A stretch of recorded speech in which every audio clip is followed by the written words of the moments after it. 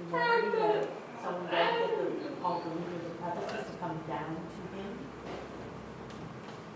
And remember, on the way out, he stayed there in that church for 3 years. He taught them, invested heavily in them, feeding them, teaching them.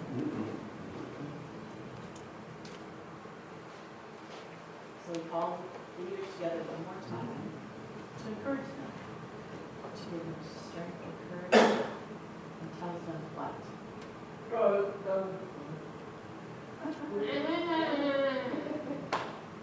This will be the last time you see me. We're never going to see you again. How does he know?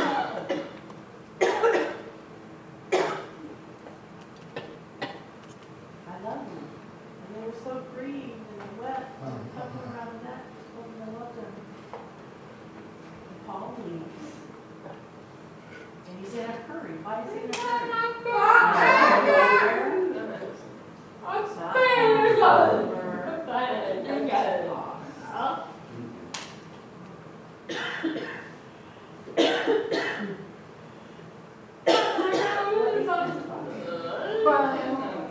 That's when the Holy Spirit came down, yes, but there's another tradition and culture. 50 days after Passover. They celebrate.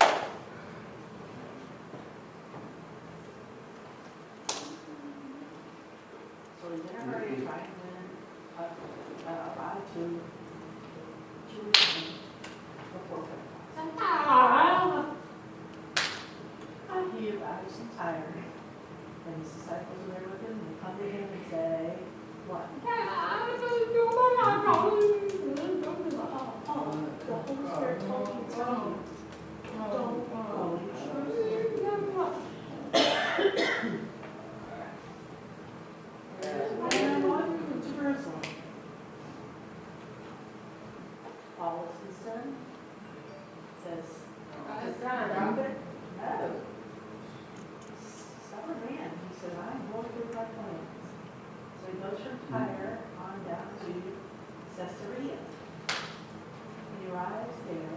At whose house? Remember? One of the first 7 deacons. And his 4 virgin daughters were there. And they prophesied. Who showed them next?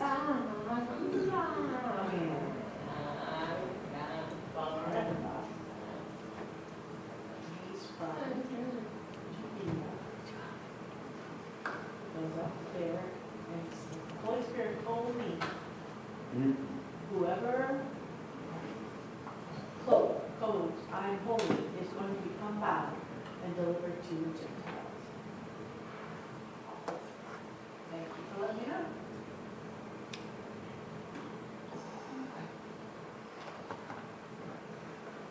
He says, oh, 2 will warn me. And he drops it? No, he doesn't. He keeps on with his plan.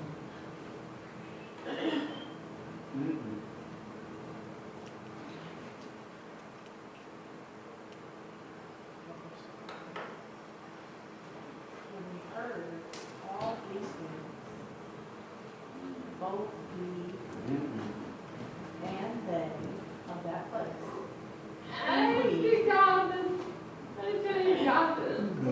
Luke, because he's writing it,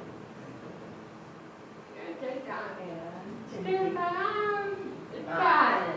and Silas, and several other travelers. We don't have the exact number, but at least 6 to 7 men who followed with them. So with them all, and they of that place, who the people of that place.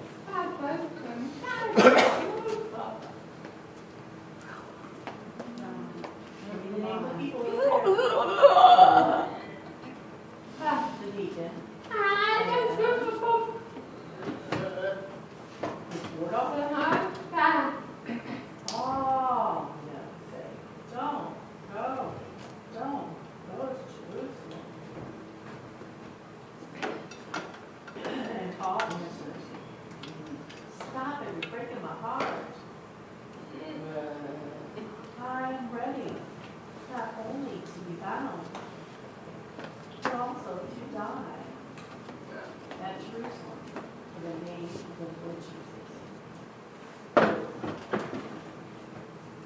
he could not be persuaded, would not be persuaded, we stopped trying to convince him. And so, this is the will of the Lord to be done. Whatever happens, happens. We can't convince him to stop. We hope he knows what he's doing. But go on. Is it wrong or not? I can't decide that. Paul made his own choice. He knows, he feels his burden to go. And I can't criticize him for that. I don't know. Maybe I would have thought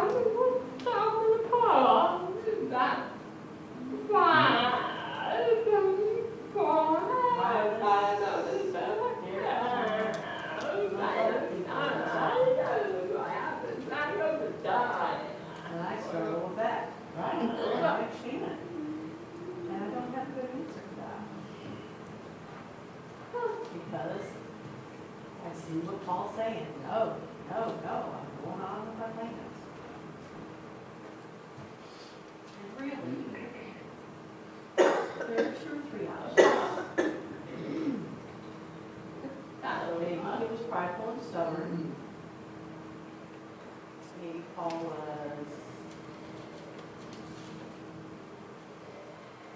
had convinced himself, I must go. Or the other option, God told Paul, go. And I don't have the answer. Paul seemed very strong in his opinion about what he thinks he should do. He said, hey, thank you for the warnings, but I'm going anyway. But we were told he was oh yeah, Paul.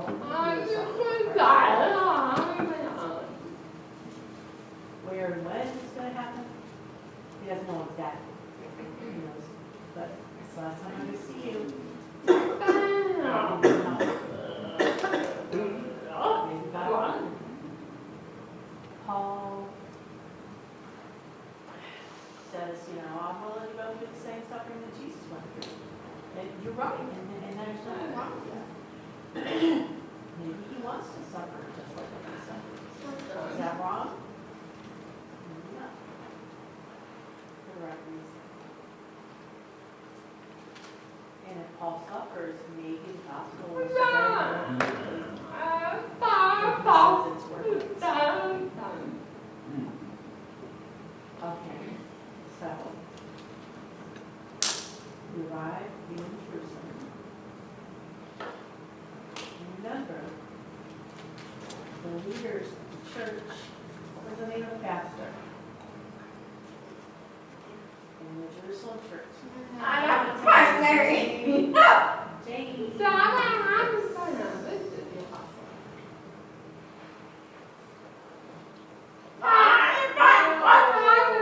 No, I saw somebody saying, you're gullible, you believe me, James the apostle. He died way back in chapter 6, 7. Which James is it? The half brother. Oh, okay. You gotta write that. So they arrived. Paul went in with James and all the others were present. And he saluted them and played the figure of things God had brought among the Gentiles. Amen. The people there were Jewish, following all the laws, following all the customs and habits and traditions. And I'm telling you because we don't want you to be distracted. What they asked him to do? To cleanse himself. That's right. Before he goes into the temple.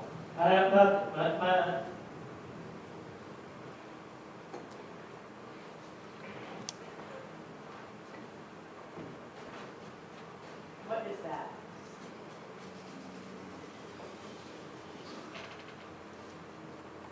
Another word might be firmly decided, very strict following. They were very zealous of the law. Because that's their culture, it's their history. For 2,000 years it's been that way. And each generation grew up learning it. It's a habit. Paul was pretty much, okay, fine, go ahead. There's nothing wrong with that.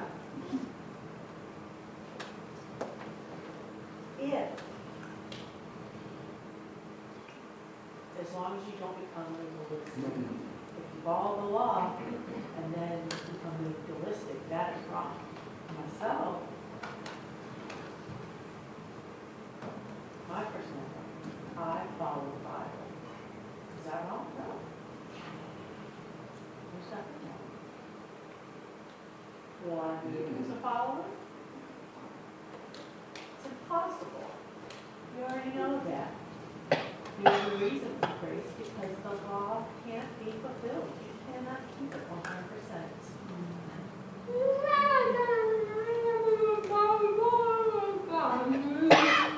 Right, one of the 10 commandments, broken them all. Jesus is the only one who is us.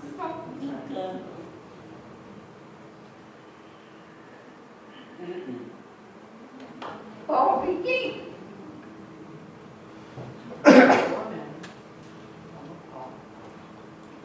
Why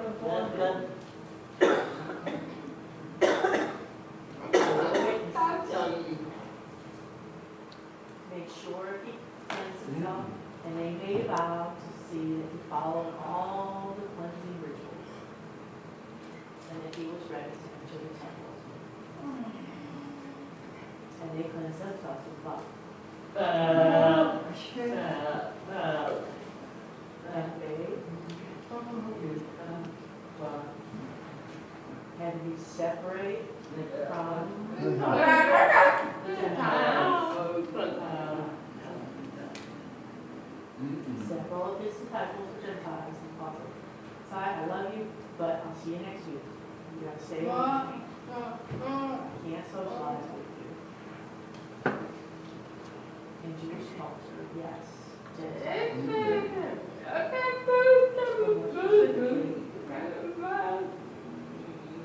With related to entering the temple. Gentiles were not allowed into the temple, period. It's forbidden.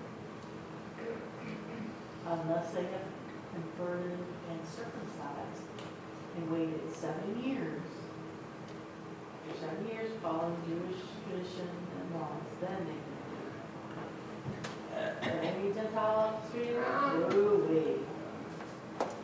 Temple, pure. The death code. Didn't allow period. If it was a coda or a sign, then.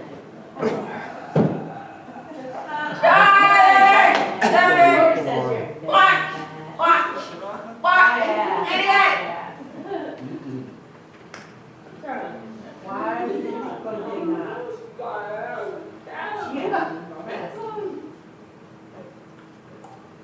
Why do the Gentiles not mix? Do they do that today? The business is going. They don't follow the same rules today. You gotta remember, there's no more sacrifice. Now it's all about money. Question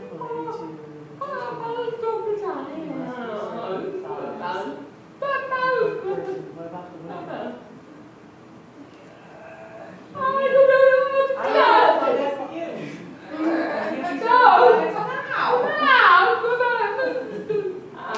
Conversion happens most of the time in marriage. The woman, the same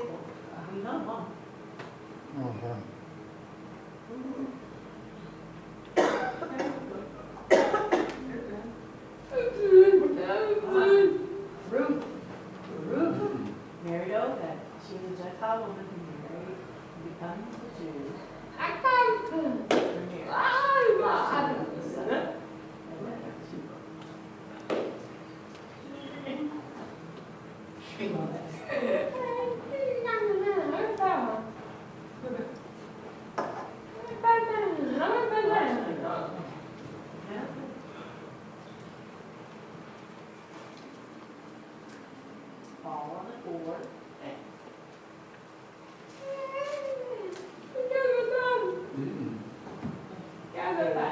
Lovely cleansing, shade. And we vow, 9.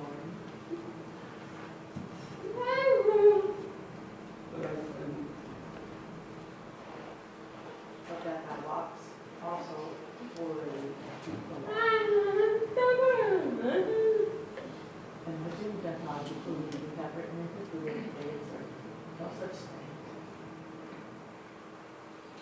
And they cannot mention it.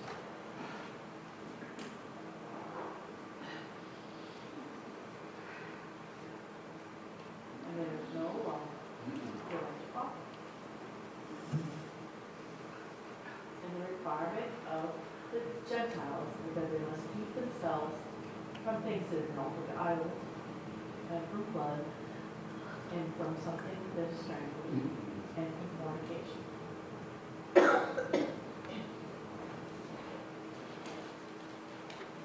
That's where we stopped last week. Then Paul took the men, and the next day, purifying himself with them, entered into the temple to signify the accomplishment of the days of purification, and so an offering should be offered for every one of them.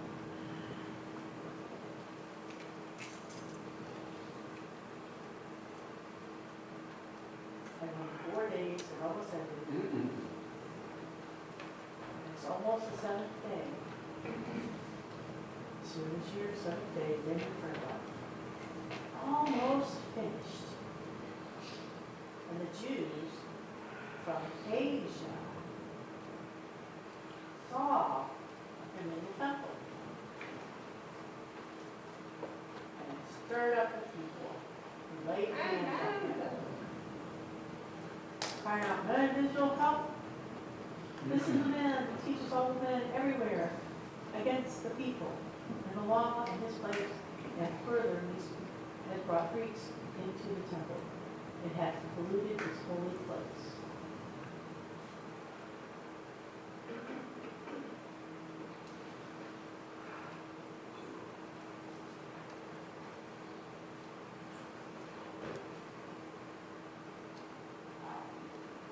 Who blamed Paul? The Jews from Asia.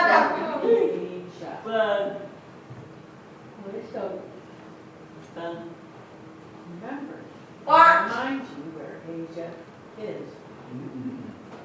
This is orangish, peachy orange over here.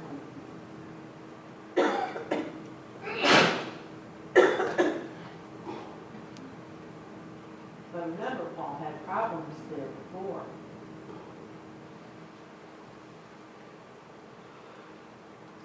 With several of the churches, well, synagogues,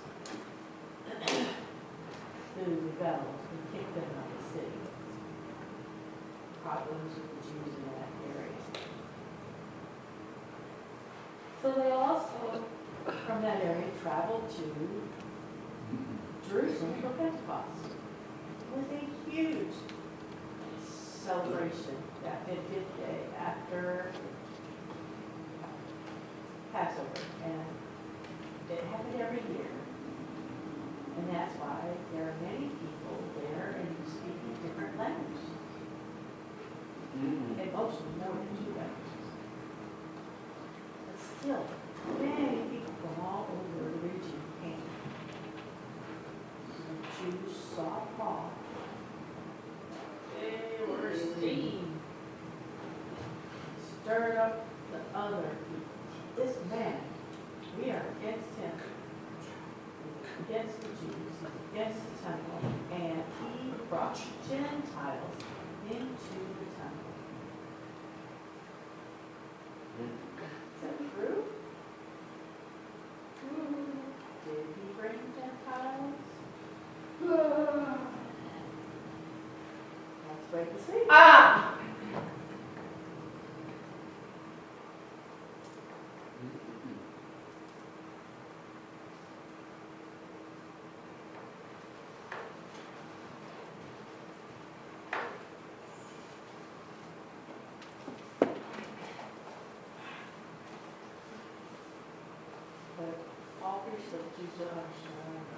Paul explained in depth.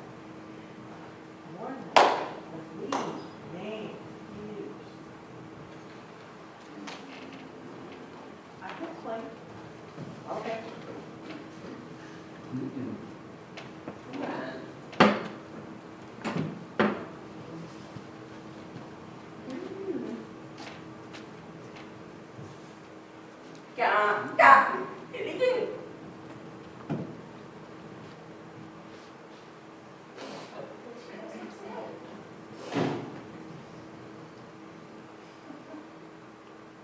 You know who Santa Claus is? Santa Claus. You know Santa Claus? In the beard, you know? Yes, but no. You don't know who he is? He's a person related to Christmas. But he's, hey, no, he's not. Oh, Mark, come on, I'm serious. I was real. Real Santa Claus. But he's real. You're telling me I'm wrong? No way. Can't be. I saw him in the mall and I sat on his lap. Please give me. And his beard was real. I plugged on it hard. It's a real thing. You're telling me it's not real? I guess. Okay, you're right. Santa Claus is not right. He's indebted a little bit. But Jews for 2,000 years have one way of worship. Only one way. Go sacrifice it. Go sacrifice. Go sacrifice. Go sacrifice. All this time. 2,000 years up until now. And this guy is preaching something new. Jesus, Jesus. Died on the cross. That sacrifice. I don't accept that as a sacrifice. I have to do what I've done in my family for generations and keep it. Because when the Jews didn't want to accept it, they wanted to keep their tradition. They didn't accept Jesus as Messiah. And part of the reason because it was political. They wanted freedom. Right now they were under Rome and oppressed. So they didn't accept Jesus because he didn't take them out from under that. I understand their defense to this. But it's still the truth. Same idea as Paul before he met Jesus, right? He persecuted the Christians. He put them in jail. And he was there when Stephen was stoned. He was a witness. Here, guys, throwing stones. I'll hold your jackets for you. Go kill him. But now, that's why they're holy Paul. All right. Now,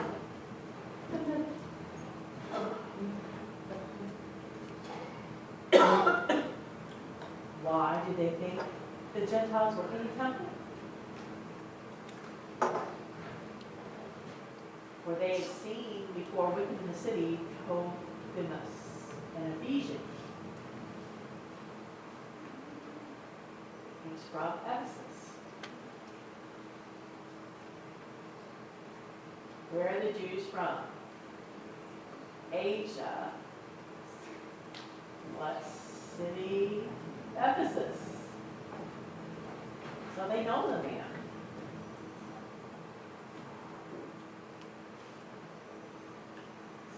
So they knew he was with Paul. And they assumed, supposed that Paul had brought him into the temple.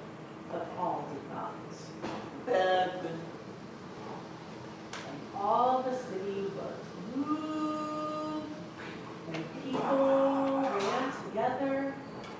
took Paul and took him out of the temple and slammed the door shut.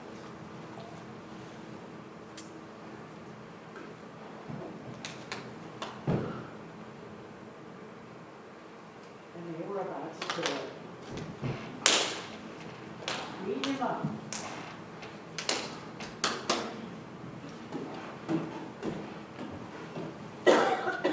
A huge riot.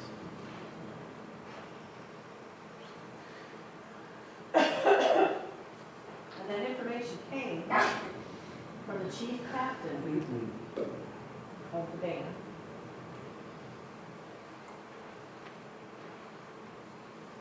You know, in Jerusalem, they have two different kinds of soldiers.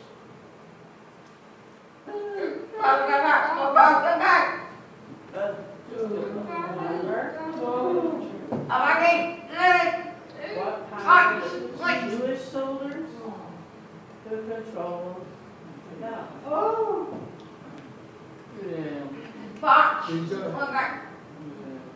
The Jewish court, the Sanhedrin.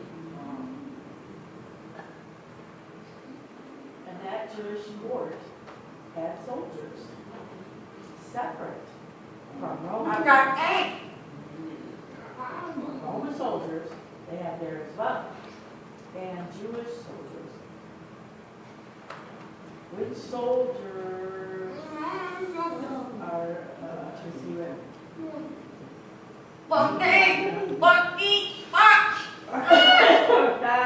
You're cheating, you're looking at the bottom. And we know they were Roman soldiers because of the band.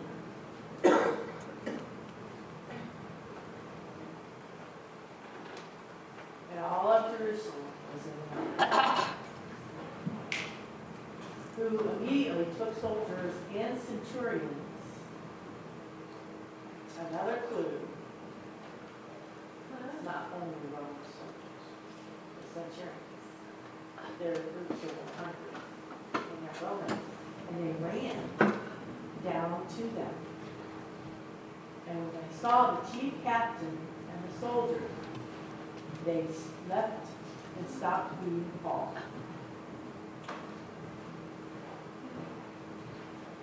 What are you doing? The soldiers say.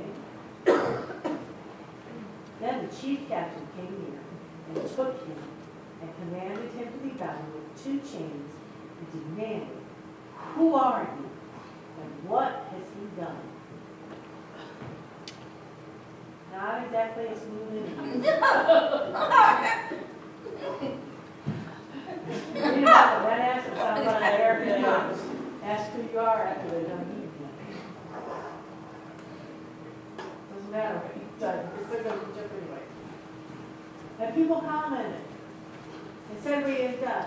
Some cried, one another, and moaned. And other people cried something different. And the soldiers like, what? Forget this. It's too loud.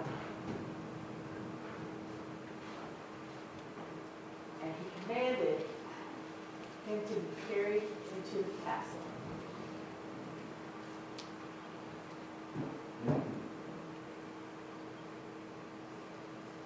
And when they came upon the stairs, so he was born of the soldiers from the bodies of the people and carried from who?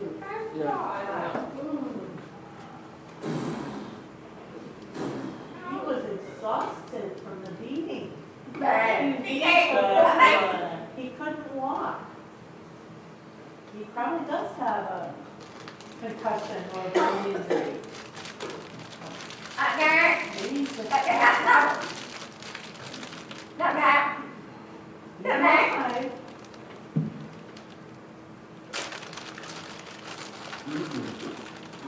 Why did he call? That's a good question.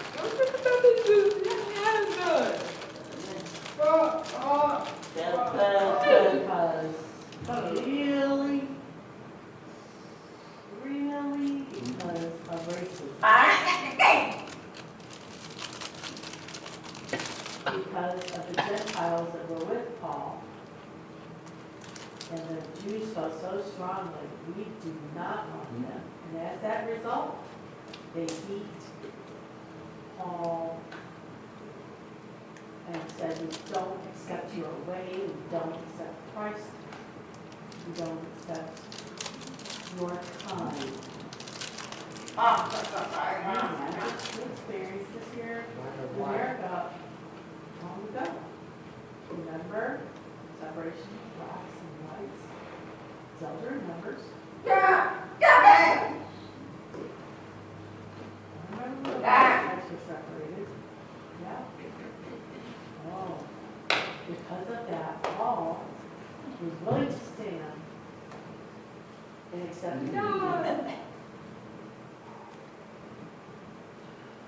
everything else was awful. So they're carrying Paul up the stairs, and the captain says, "Oh, question?"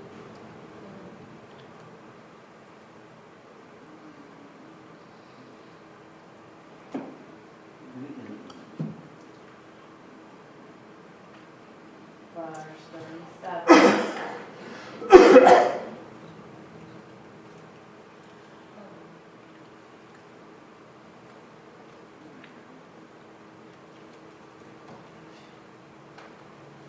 People saw the soldiers coming, so they took a step back and left Paul there. Okay.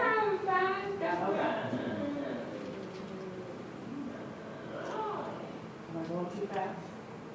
I'm sorry. You want me to sit down? Okay.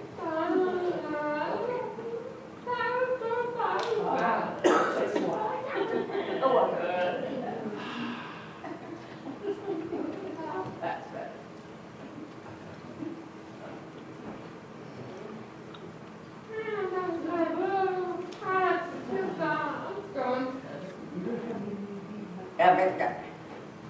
All right.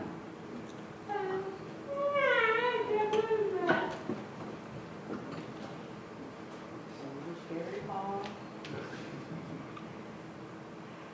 And what do the people do? They follow, yelling and screaming. Away with him.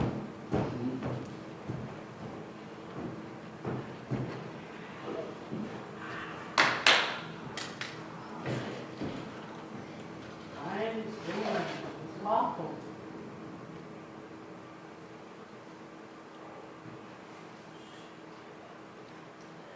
It's a good time to remember. Paul couldn't have avoided this.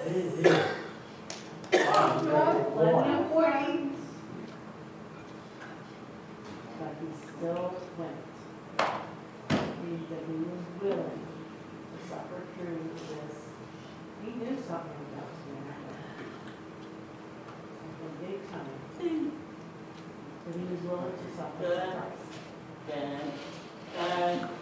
And God was there to clear him.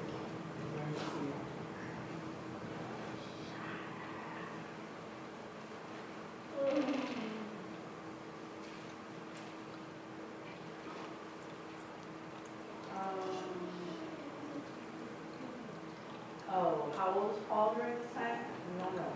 He's not extremely old. He's not young either. He's either 40 or 50. He's already been in ministry for several years of traveling. He should be about 50. Must be done long.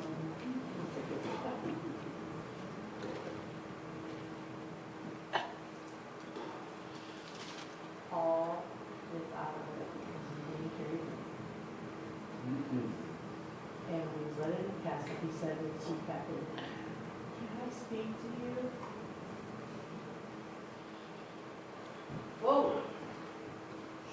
You can speak Greek? Art not thou that Egyptian? Because remember, he's Roman. Why does a Roman soldier speak Greek?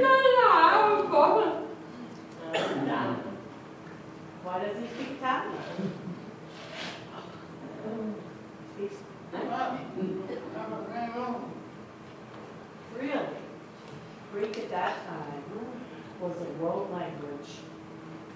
And today, the world language is Latin.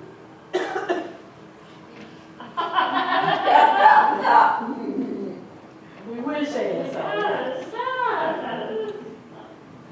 But really, the answer is no. English is the world language of business today. And those who study foreign languages study what? English from other countries. It's the world's business language. Same concept back then. Greek was the world's business language. Even though Rome took control of so many areas, because Greek was spoken everywhere. And he started talking to him, he's in shock. You know Greek? Because he thought he was Egyptian. Oh. All those comments and the hullabaloo up there. Aren't you an Egyptian? You led 4,000 men who were murderers out into the wilderness? Looks like a big gang. You know, a biker gang. And Paul was the leader, he thought. And Paul's like, what? No. I'm a man, which is a Jew of Tarsus, sitting in Cilicia.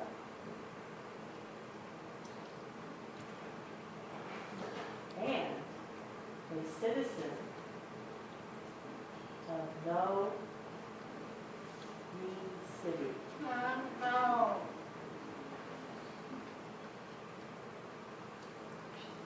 The friendly town? Doesn't mean mean.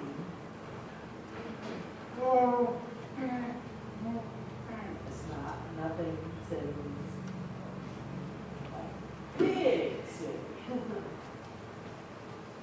Well-known city. And Cilicia is well known in the area. Paul was born a Jew. Born in France? No, let me show you.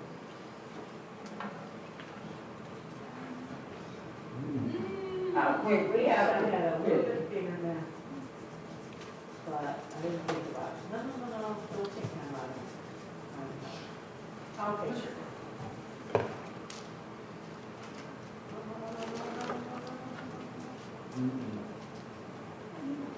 Another one.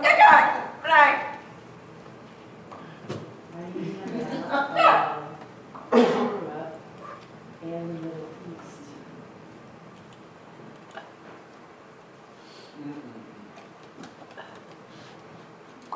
Roman Empire.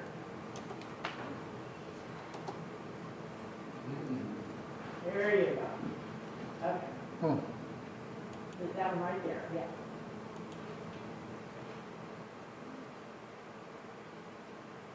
No.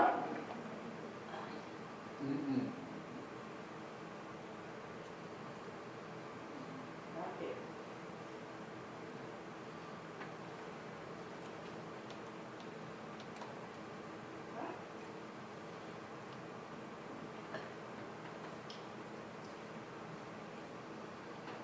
Keep going, keep going. Keep going down. Oh, right there. And more.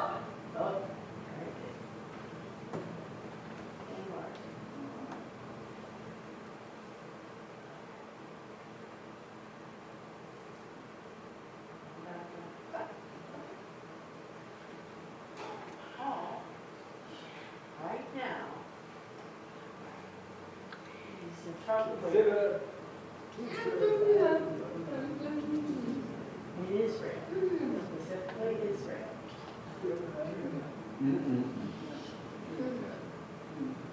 Right there.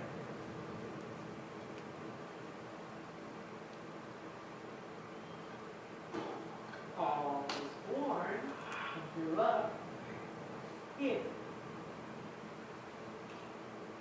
Tarsus. And Italy is over here in the pink.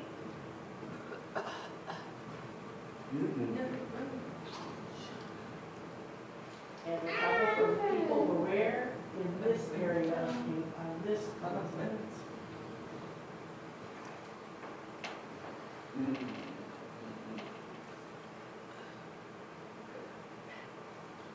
Do you think Israel and Jerusalem there is an international city? Paul, in Tarsus. He's a Roman citizen. He has Jewish blood, but he also has Roman blood. He sees.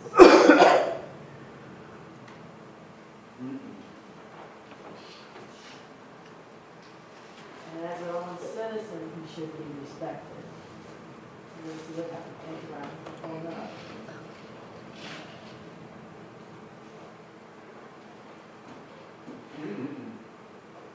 Look right here. There you go.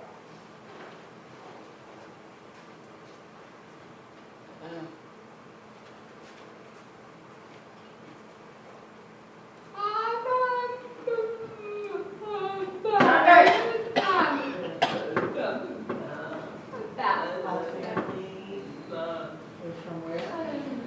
Just Jewish, that's all we know. It doesn't tell us why he was born in there.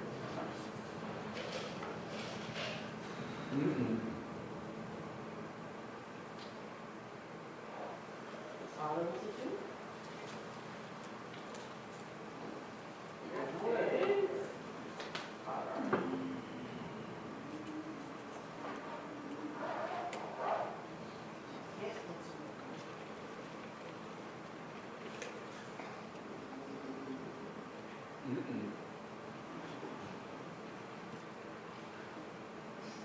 I'm a Jew of Tarsus, city of Sicily.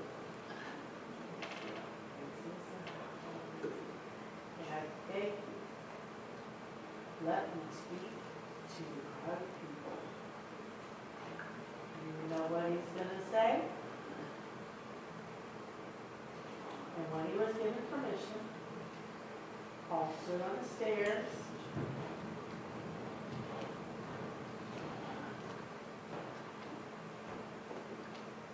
And beckoned with his hand to the people. Come listen. And the people were quiet. And he spoke to them in Hebrew, saying, what do you think he's going to say? Oh,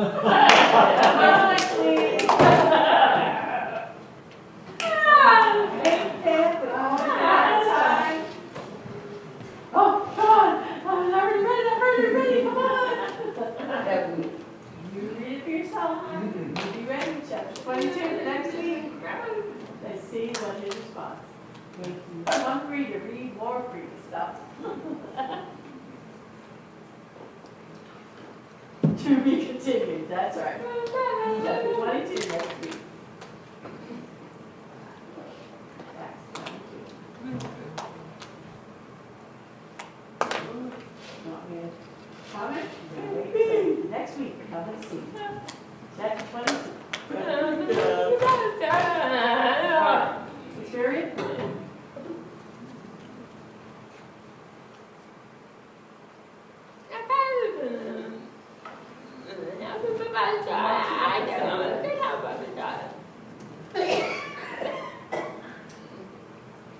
Well, for me, because I was studying chapter 21 myself, it was a challenge. It challenged me because Paul said, all right, you told me, and he decides to go anyway. First time, second time, and then the third time. And they all begged him, go,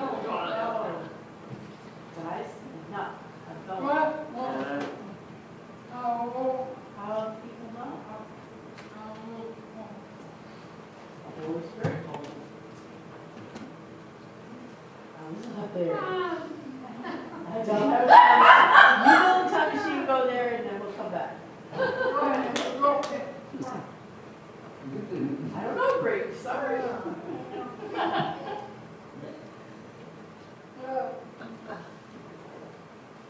Each time, he says.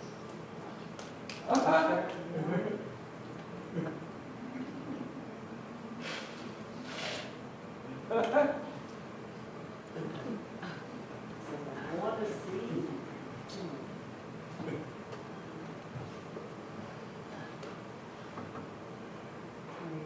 Yeah.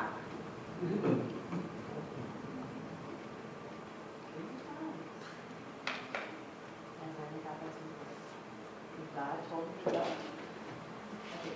It's very important to me understand and recognize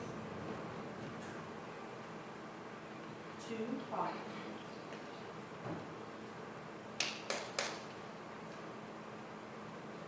We've been warned something is going to happen to you. And Paul didn't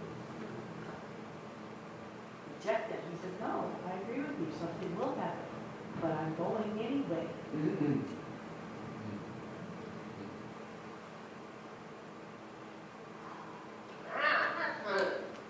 Ooh, that really challenged me. That was really being faithful to me. Willing to go anyway, knowing something bad is going to happen.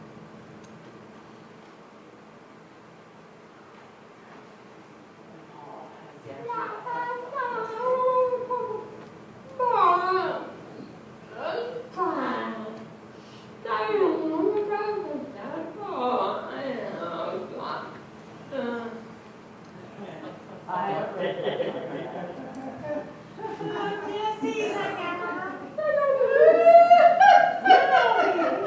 you have to hold, you don't get the answer now, just wait. It's very important, very, very important to emphasize again. If God calls you, and it feels like, ooh, it's going to be a risk.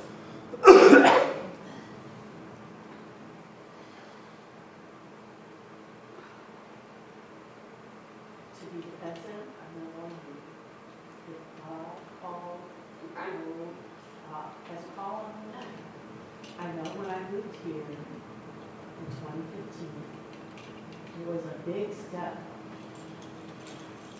Who did I know that? Not one person. Right. I only had my family in Kansas, no one there to help me, Right. to support me, Right. but I came. All my family there in Florida, I lifted up my roots and left. And I established here. But I've been tempted.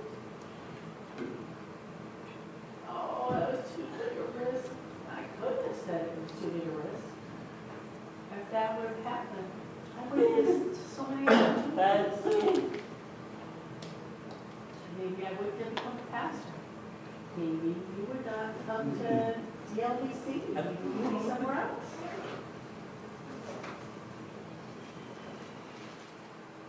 I counseled those people. I met them and won them to the Lord. If not, maybe they would not become Christians and they'd be lost forever. Or that couple, maybe they would have been divorced. That decision makes that impact. And I can see Paul's heart. He was willing to take the step.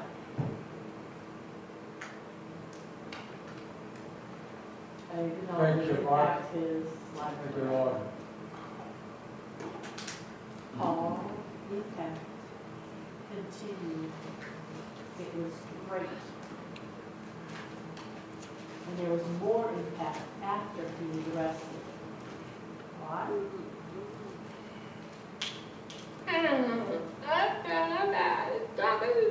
See, right there.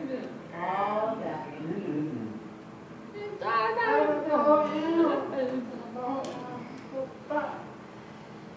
All of his letters, most of them, are written after he's arrested in Jerusalem. If he was never arrested, would he have written those? We don't know. So, we wouldn't have the gospel of these different things. And I think, oh, I'm happy Paul decided to follow God's calling. And he determined, in a good way, determined. Because God has called me, I have to go.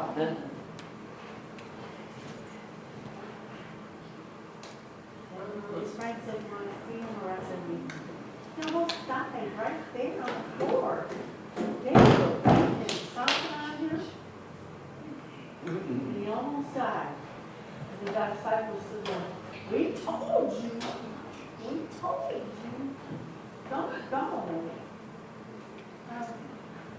Now, he's half dead. Paul stands. I want to say something.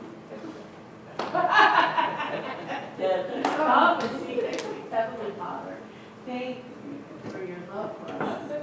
You love us so deeply. And that Paul was willing to suffer. He was willing to go through that experience of persecution and beating because he knew that you had given him a high calling. I'm not. He didn't say it's about me, Paul. You are Jesus Christ, my Lord.